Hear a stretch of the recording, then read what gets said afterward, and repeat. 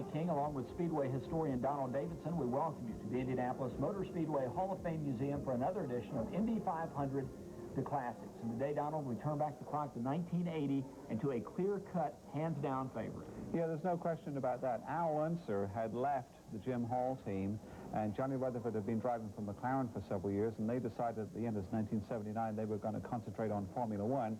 So that left Johnny Rutherford at Liberty, and he hooked up with Jim Hall, and just about everybody said, hey, that's the winner. The two-time winner looking to make it 3. Could he do it? Well, before he did, obviously, he had to qualify for the race. Let's take a look at practice and qualifying for the month of May, 1980.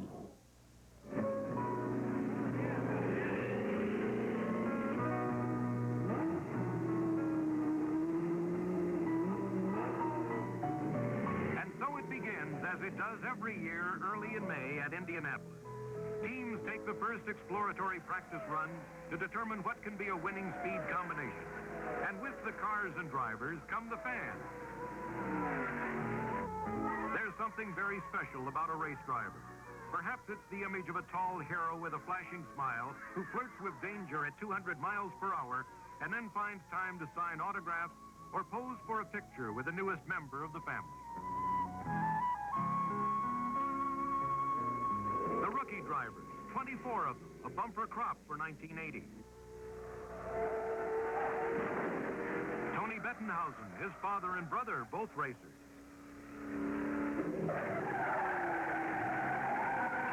Dana Carter, his father, a veteran contender. Removing the rookie stripes after passing their test. Now they're eligible to try and win a place in the 500 field.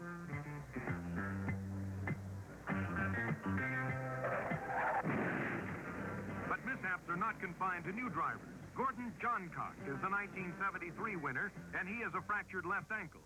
It's the first day of qualifying.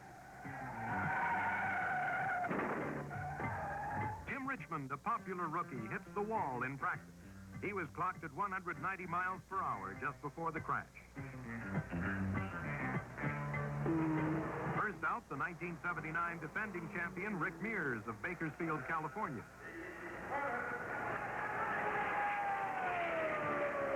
Four quick trips around the Indianapolis Oval, and he's in the race with an average of 187.490. Janet Guthrie, her 4th year. Her speed of 184 plus is not the 185 she and her partners agreed on, so she takes a wave off and will try again.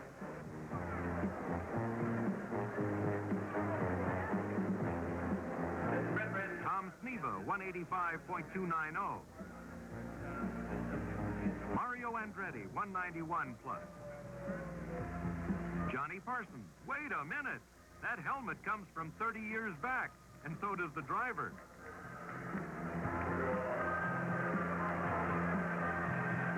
Sitting in his winning car, he remembers well the rainy afternoon in May of 1950 when he wrote his name in the record book.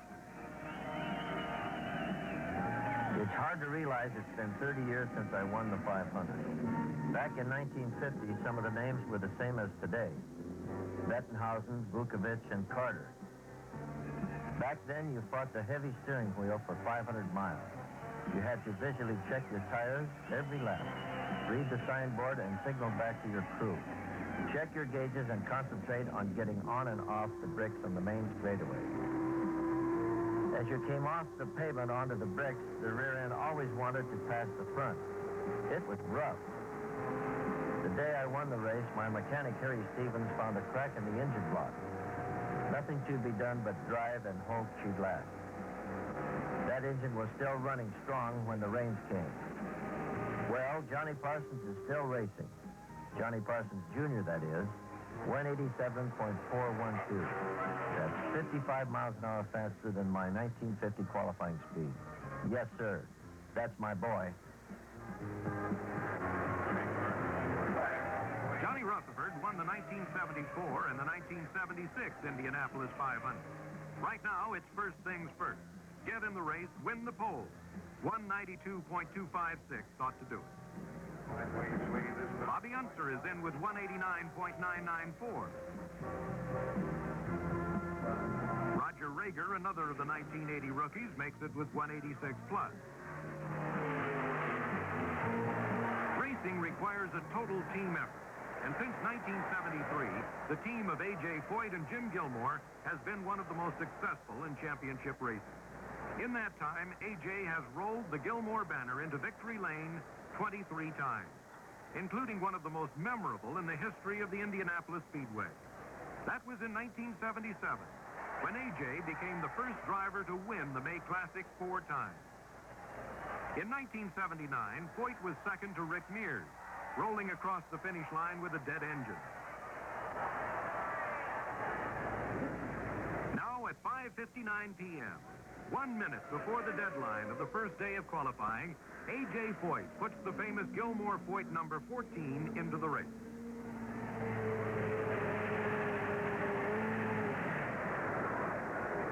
It is characteristic of Foyt's racing strategy that he would wait until conditions were to his liking rather than try in mid-afternoon when the wind is a danger and the track is slow.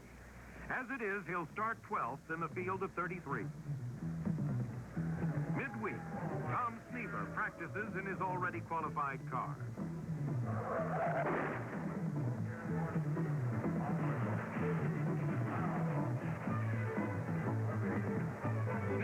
Unhurt, his car is destroyed. He'll drive another car on race day, but the rule book says he must start last. The rains come, the rains go. It's May 18th, the last day to qualify.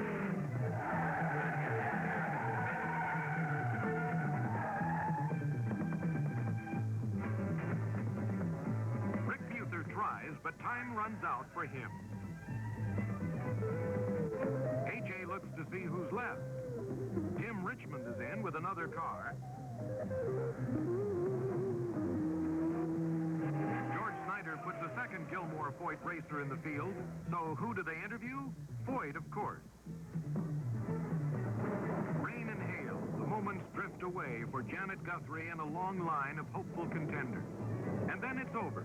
Janet experiences the bitter frustration of not qualifying for her 4th Indianapolis race.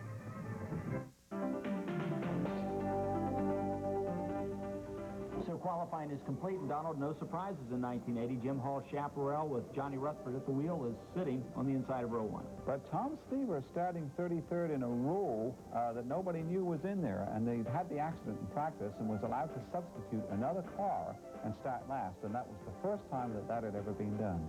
The front row of Johnny Rutherford, Mario Andretti, and Bobby Unser will bring the field to the green flag for the 1980 Indianapolis 500.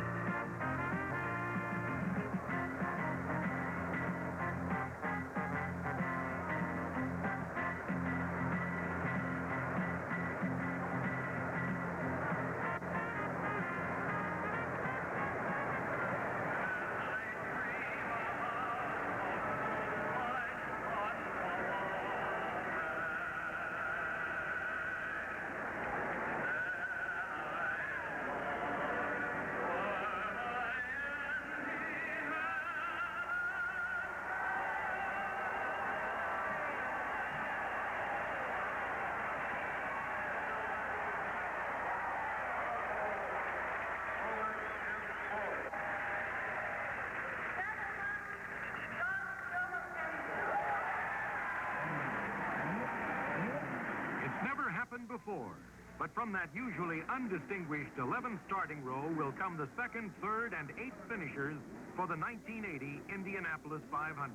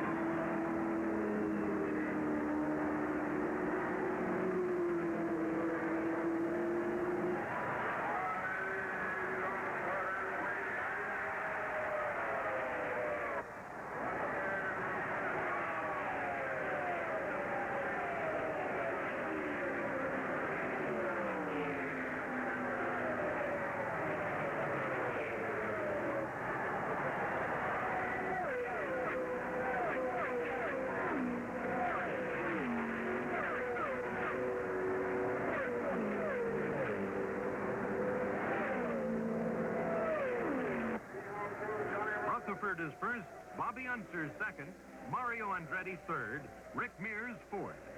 The field strings out as veteran and rookie driver alike try to employ winning strategies developed with their partners before the race.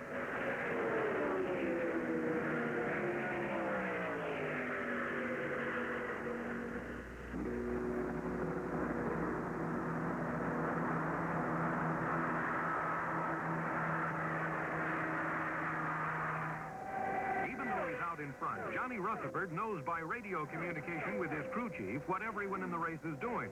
He knows, for instance, that Mike Mosley is smoking and slowing down, that Larry Cannon is coasting into the pits with a broken camshaft.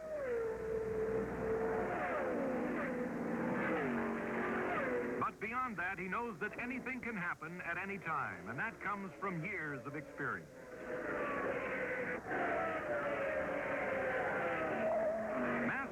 In the 10th lap, Dick Ferguson hit the wall. Bill Whittington hit the wall. Both rookie drivers. Whittington scrapes to a stop. The nose of his car is gone, and he has a fractured ankle. But in an instant, he became older, wiser, and a veteran. On the yellow, everyone heads for the pit. It's good team strategy to fill the tank when the field is running slow. Another rookie, but this one is leading the race. Roger Rager is in front for 2 laps. The 16th and 17th.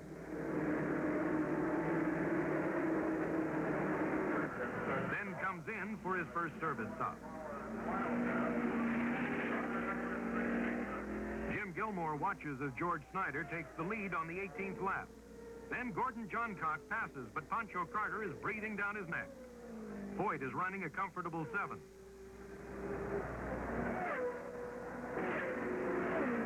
Three-time winner Al Unser is out with a bad cylinder. Pancho Carter claims the lead for the 36th to the 39th lap. Then Rutherford passes and is in front again.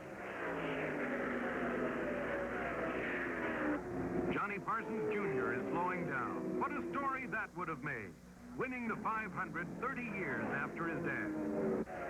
Mario Andretti leads. Jim McElreath hits the wall as others take wild evasive action.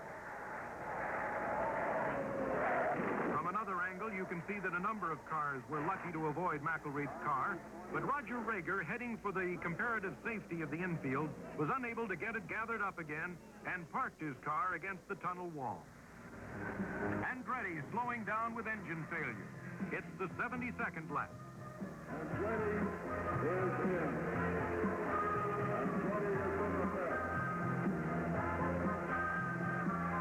Rutherford leads with Bobby Unser second. A.J. Foyt is still in the top 10. Early Haywood spins at the beginning of the main straightaway and heads for the pit. In the pits, Tom Sneva makes a 13-second stop after leading the race for 11 laps. When the green flag comes out, Bobby Unser leads with Tim Richmond second. Dick Simon has lost a wheel and incredibly continues on around the track to his pit. Bobby Unser is out, lap 127. A.J. Foyt is in on the 130th lap. Here is teamwork. The Gilmore-Foyt crew service him and send him on his way in 13 seconds.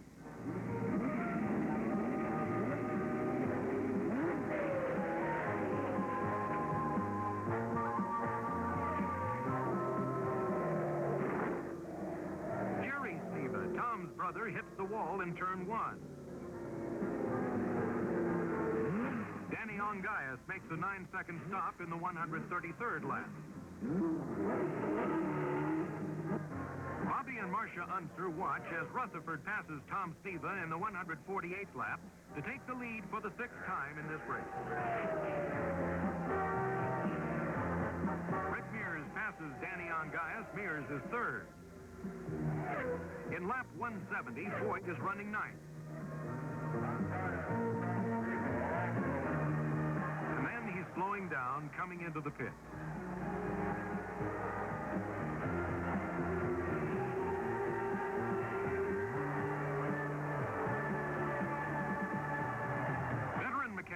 Gilbert and Jim Gilmore watch anxiously as Foyt comes to a stop. He's finished for this race. But when you've been together as a team for 7 years, you understand that a high average performance is ultimately what pays off. So next year, there will likely be another Gilmore-Foyt entry and another try for the big prize. Still, it would have been nice if teammate George Snyder could have finished, but he's out too.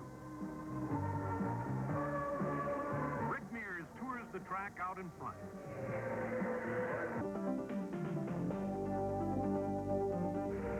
The laps roll into the record book. Rutherford holds the lead. Behind him is Tom Sneva, Gary Bettenhausen, Gordon Johncock, and Rick Mears.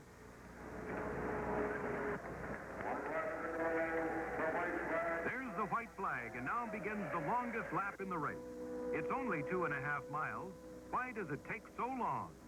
And why does Johnny Rutherford think he can hear the loud beating of his heart above the roar of his engine?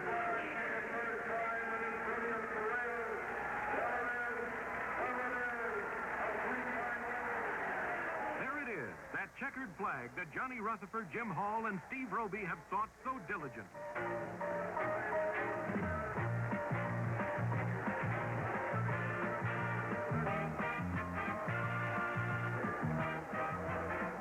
It took Johnny a while to come around. It seems that Tim Richmond ran out of fuel, so Rutherford stopped to give him a ride. Richmond, finishing 9th, said, "If you can't win, then ride in with the winner."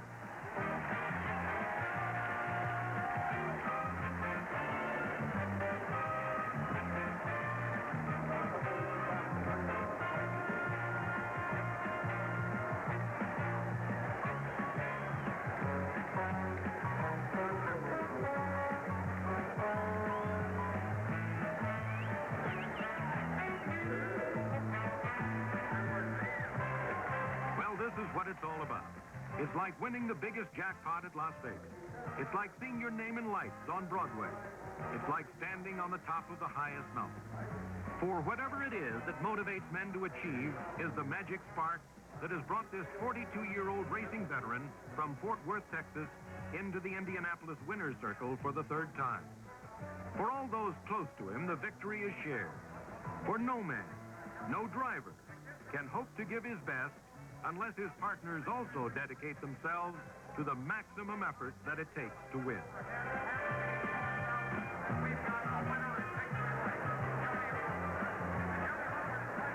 Tom Sneva came from 33rd to 2nd. Gary Bettenhausen, the slowest qualifier, is 3rd, but he feels like he's won.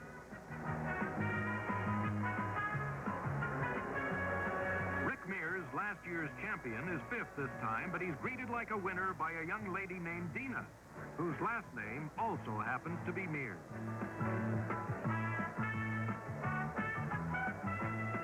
Gordon Johncock drove to 4th with a cast on his foot, and Danny Ongaias finished 7th behind Pancho Carter. You'll remember that Johnny Rutherford gave Tim Richmond a ride on his car as he came to Winner's Circle? Well, Tim would probably be happy to do as much for John next year.